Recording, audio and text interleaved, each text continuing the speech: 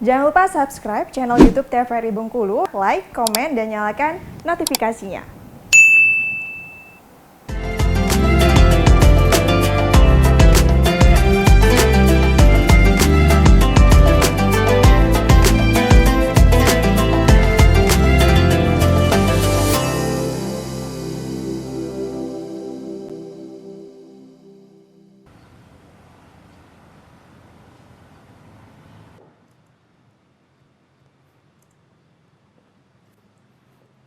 Assalamualaikum Bunga. Waalaikumsalam warahmatullahi wabarakatuh. Udah lama nunggunya Bunga?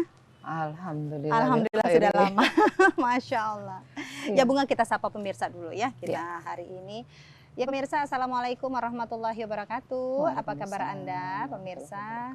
Semoga hari ini dalam keadaan sehat walafiat, dan kita tidak terasa sudah di minggu keempat untuk ibadah puasanya, dan semoga saja ibadah puasa kita tahun ini bisa maksimal dan juga pastinya bisa bertemu Idul Fitri 1444 Hijriah dalam keadaan fitri kembali. Amin. Ya Rabbal Alamin. Ya pemirsa, saat ini saya sudah bersama dengan Ustazah Bunga Yayan. Halo, Assalamualaikum Bunga. Waalaikumsalam warahmatullahi wabarakatuh. Iya, dan nanti kita dengan Bunga Yayan akan berbincang-bincang tentang fidyah ya, Nga ya? Ya, tentang fidyah. Tentang fidyah, dan juga nanti mungkin di awal kita akan sedikit membahas juga tentang puasa Ramadan. Nah, nanti sebelum kita lanjut untuk berbincang tentang fidyah, kita memberikan kesempatan terlebih dahulu untuk Ustazah Bunga Yayan sedikit memberikan tausiah di awal ini ya, Nga ya? Ya. Tentang fidyah atau mungkin tentang puasa dulu, Tentang silakan. puasa dulu. Ya, silakan ya. Makasih nanti. A'udzubillahi samil alim minasyaitonirrajim. Bismillahirrahmanirrahim. Assalamualaikum warahmatullahi wabarakatuh. Waalaikumsalam warahmatullahi wabarakatuh. Amsayna ala fitratil Islam wa kalimatil ikhlas wa ladi nabiyina Muhammadin sallallahu alaihi wasallam wa ala millati abina Ibrahim hanifa wa makana minal musyrikin. Allahumma alimna ma yanfa'una wa anfa'na bima 'allamtana wa zidna ilman. Para pemirsa TVRI yang dirahmati Allah, alhamdulillah kita bisa bertemu hari ini dan luar biasa ya, Masya Allah ya. Jadi pada saat di dalam kita membaca surah Al-Baqarah ya, ayat 183 ya, Bismillahirrahmanirrahim. Ya ayyuhalladzina amanu kutiba alaikumusiyam kama kutiba alal ladzina min qablikum la'allakum tattaqun ya. Jadi ini satu kewajiban bagi seorang yang menyatakan dirinya beriman kepada Allah ya. Sehingga sebelum masuk Ramadan kita selalu diajarkan doa nih sama Rasulullah SAW. Allahumma ahillahu alaina bil yumni wal iman wasalamati wal islam robbi wa rabbukallah. Allahumma ahillahu alaina. Wahai Allah, hadirkan Ramadan itu 1 bulan penuh untuk kami. Nah ini kan udah mau habis nih. Iya, ya. tinggal 1 minggu. Bil yumni wal iman, dengan ketenangan dan di bawah naungan iman. Banyak sekarang yang nggak tenang, Ti. Iya, banyak kadang-kadang orang nggak tenang masuk Ramadan karena harga cabai mahal. Iya, karena semua naik, sembako naik. Harga gitu ayam naik gitu ya. Kemudian sekarang mau mikirin baju lebaran anak-anak. Kue-kue lebaran. Iya. Nah, kita minta tenang gitu, minta ketenangan sama Allah ya, bil yumni wal iman, dengan di bawah naungan keiman. Kenapa? Karena 10 hari terakhir ini yang disebutkan tentang 10 awakhir ya, 10 hari terakhir ini merupakan hari-hari puncak sebenarnya gitu. Jangan sampai makin kendor gitu.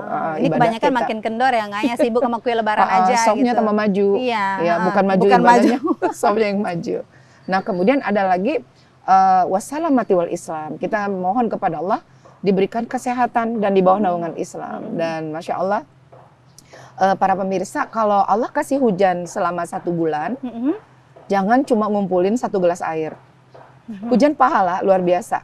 Sampai Nabi mengatakan, man sauma ramadhana imanan wa ihtisaban ghufira lahu ma taqaddama min dzambi.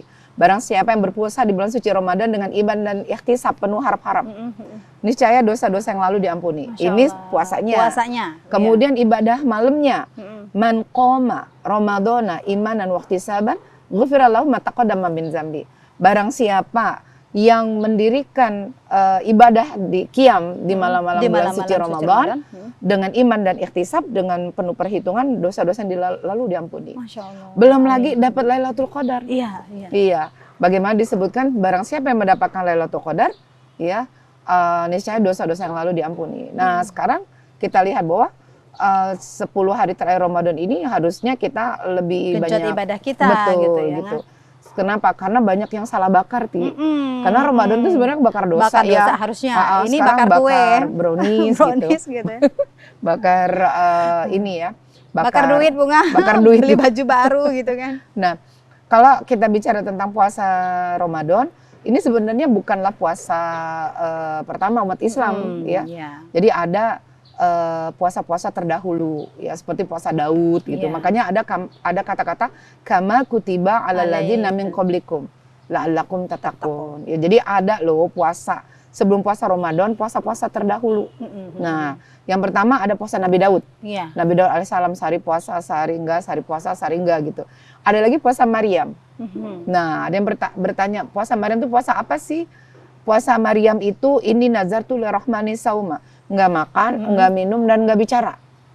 Nah, Setiap hari. Jadi Nggak makan, puasa nggak terberat minum. ibu-ibu majelis taklim. Iya, iya betul. Karena nggak boleh ngomong. Nggak boleh ngomong Iya. gitu ya. Jadi ibu-ibu kalau tahan nggak ya nggak ngomong dari Kalau nggak makan, nggak minum dari masih subuh. tahan nggak? Tapi kalau nggak ngomong, nah itu yang nggak tahan gitu ya. Dari subuh nyampe buka Iya, gitu kan ya. iya. Nah, kemudian ada lagi puasa orang-orang Nasrani, namanya Eukaristi, ada lagi puasa orang Yahudi. Kalau yang Yahudi itu udah ada sebenarnya puasa terdahulu Yahudi, yaitu 6 hari puasa, enggak makan, enggak minum, dan enggak gosok gigi. 6 hari. Nah, jadi di situ ya. Iya. Nah, mengenai kewajiban kita dalam berpuasa di bulan suci Ramadan itu, nanti kita akan temukan bahwa ada syarat-syarat wajib puasa, begitu ya. Kemudian nanti juga di situ kita akan lihat bagaimana apa-apa saja pembatal-pembatal puasa gitu. Kemudian apalagi yang disebutkan tentang sunah-sunah berpuasa gitu. Nah, ternyata ada kajian yang di akhir-akhir gitu ya. Itu akan disebut kajian apakah ada konsekuensi gitu. Ketika seseorang itu tidak mampu berpuasa gitu. Jadi bisa jadi ya ada orang yang berpuasanya itu nggak bisa karena sebab tertentu, sehingga nanti akan ada konsekuensi dalam Al-Quran. Ada 3 jenisnya nih. Yang pertama dikodo aja, dikodo aja maksudnya dibayar puasanya di hari yang lain. Ya, nanti kita bahas lebih detail ya. Kemudian kedua bayar fidyah. Nah, ternyata ada hal yang menarik gitu ya tentang fidyah. Fidyah ini ternyata di dalam syariat tentang ibu-ibu yang hamil dan menyusui begitu ya. Itu 4 mazhab tidak pernah menyebutkan tentang bayar fidyah saja. Jadi mereka cuma berbeda pendapat tentang fidyah ditambah kodok atau kodo saja. Atau kodo jadi nggak saja. ada pilihan fidyah saja atau kodok gitu ya. Jadi kalau fidyah aja kan lucu ya, tiap tahun melahirkan misalnya. Enak jadi banget, nggak pernah fidyah puasa mulu. ya. Ternyata 4 mazhab itu menyebutkan tidak, karena memang ada riwayat yang lemah, tetapi dari Ibnu Abbas dan Ibnu Umar ya, yang dipakai oleh beberapa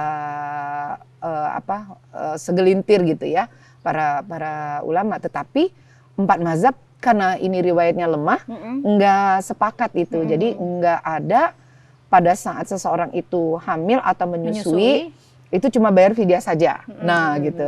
Nanti kita bahas lebih detail seberapa besar gitu ya. Kemudian ada lagi kafarat. Kafarat. Ya, kafarat itu seseorang yang tidak berpuasa ya, tidak berpuasa dengan sengaja dan dia ada kafaratnya. Ya, kafarat itu kayak semacam denda. Oke, dendanya gitu ya, sanksinya gitu ya. Misal ada orang yang yang misal berhubungan suami istri di siang hari Ramadan. Iya. Jadi di situ ada kafaratnya. Jadi ada konsekuensi. Loh, kamu nggak puasa sengaja nih, nggak puasa, berarti kamu ada kafaratnya gitu. Nah, kafaratnya itu pertama ya dalam surah Al-Mujadalah ya, yang Bismillahirrahmanirrahim. Qad sami'allahu qawla allati tujadiluha fi zawjiha wa tashtaki ila Allah. Itu kisah tentang perempuan yang namanya Khawla binti Salaba gitu ya. Jadi ada kisah yang lebih ini ya, bagaimana orang yang berhubungan di siang hari bulan suci Ramadan itu kafarohnya satu, membebaskan seorang budak. Satu orang budak. Satu orang budak. Cuman kan sekarang nggak ada lagi budak ya, nggak ada budak. Kemudian turun lagi kalau nggak bisa membebaskan budak, puasa 2 bulan berturut-turut. Nah, konsekuensinya berat gitu kan. Nah, ini Bunga sering sedih kalau ada ibu-ibu nikahin anak deket-deket puasa. Iya, Ramadan. mendingan udah lebaran gitu ya Bunga ya. Bunga bilang, Kasian. kenapa sih Bunda puasanya ini harus nanti khawatir Oke. terlanggar gitu. Baik Iya. Bunga, nanti kita akan lanjutkan lagi. Kita akan jeda sejenak dan pemirsa tetap bersama kami dalam acara Mutiara Ramadan.